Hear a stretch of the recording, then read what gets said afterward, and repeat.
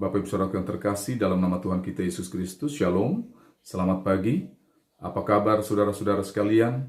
Saya percaya bahwa saudara-saudara dalam keadaan sehat walafiat. Berjumpa lagi dengan saya Ringlan Simanjuntak di pagi hari ini. Saudara yang terkasih, saya ingin menaburkan firman Tuhan yang saya kutip dari kitab Yesaya pasal 44 ayatnya yang ke-6. Beginilah firman Tuhan, Raja dan Penebus Israel. Tuhan semesta alam, akulah yang terdahulu dan akulah yang terkemudian. Tidak ada Allah selain daripadaku. Bapak Ibu Saudara yang terkasih, menjadi bangsa pilihan Allah tidak membuat bangsa Israel menjadi bangsa yang pantas diteladani. Kehidupan mereka sama sekali tidak membuat Allah senang. Malah menduakan Tuhan dengan menyembah berhala dan melakukan berbagai macam dosa menjadi kebiasaan bagi mereka.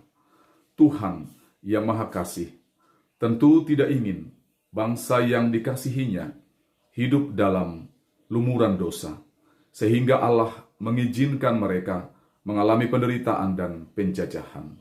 Penderitaan itu merupakan risiko bagi mereka yang tidak mengindahkan perintah Allah dan yang mendukakan hati Allah. Ganjaran dari ketidaksetiaan bangsa Israel kepada Tuhan adalah kesengsaraan yang sangat menyakitkan. Bangsa Israel sendiri sudah bagaikan domba yang tersesat dalam perangkap pemangsa yang tidak tahu lagi jalan keluar dan tidak tahu lagi kepada siapa dia mengadu.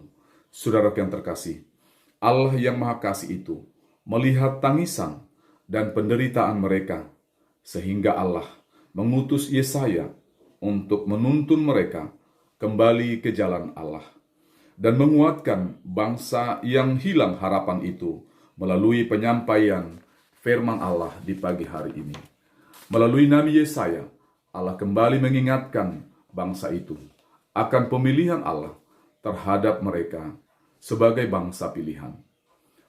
Umat Allah yang dibuang di Babel ini tidak ditempatkan di dalam penjara, melainkan di suatu tempat yang dekat dengan Babel.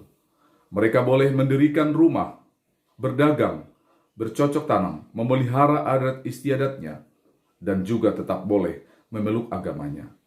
Namun mereka harus tetap patuh kepada perintah raja dan melakukan kerja paksa, serta patuh pada penguasa-penguasa Babel. Kondisi yang demikian ini menjadikan umat Allah di Babel dapat berinteraksi secara bebas dan leluasa dengan penduduk asli Babel, yang tentunya juga dengan agama dan adat istiadat mereka. Saudara yang terkasih, situasi inilah yang memungkinkan mereka ikut terseret untuk percaya kepada ilah-ilah orang Babel, sehingga iman mereka semakin kehilangan arah. Meskipun secara ekonomi mereka hidup berkecukupan, namun mereka tetap merasa tersiksa dan hidup dalam kehampaan karena mereka tidak tinggal dekat dengan bait Allah yang ada di Yerusalem. Saudara yang terkasih, melihat keterpurukan iman bangsa Israel, maka Allah mengutus Yesaya untuk mengatakan firman Allah. Akulah yang terdahulu dan akulah yang terkemudian. Tidak ada Allah selain daripadaku. Penegasan ini diungkapkan oleh Allah untuk meyakinkan umatnya, juga segenap orang percaya bahwa semua yang ada di dunia ini bertekuk lutut di bawah kuasa Allah. Kuasa Allah itu menuntun umatnya kembali dari pembuangan ke negerinya di Yerusalem. Saudara yang terkasih, walaupun saat mengalami penderitaan di pembuangan, sesungguhnya Allah tidak pernah meninggalkan bangsa itu. Saat bangsa itu telah menemui jalan buntu dan telah putus asa, maka Allah menjanjikan pemulihan. Artinya, janji penyelamatan itu Tuhan berikan bukan karena bangsa itu melakukan yang baik di hadapan Tuhan, melainkan kasih karunia Allah atas bangsa itu. Bapak Ibu Saudara yang terkasih, setelah kita mendengarkan firman Allah di pagi hari ini, ada beberapa catatan penting yang dapat kita petik. Yang pertama, dengan tegas dan jelas dalam firman Allah berkata bahwa Allah kita di dalam Yesus adalah Alfa dan Omega, yang pertama dan yang terkemudian. Yang kedua, Allah bebas untuk bertindak kepada manusia ciptaannya, untuk melakukan apa yang dikehendakinya, agar manusia itu kembali kepada kehendak Allah yang agung. Yang ketiga, saudara dan saya sangat berharga di mata Tuhan. Walaupun Allah mengizinkan manusia itu mengalami berbagai pergumulan, mengalami berbagai penderitaan, tetapi semua itu untuk menjadikan manusia itu bagaikan emas murni di hadapan Tuhan. Amin. Bapak Ibu Saudara yang terkasih, mari kita bersatu di dalam doa.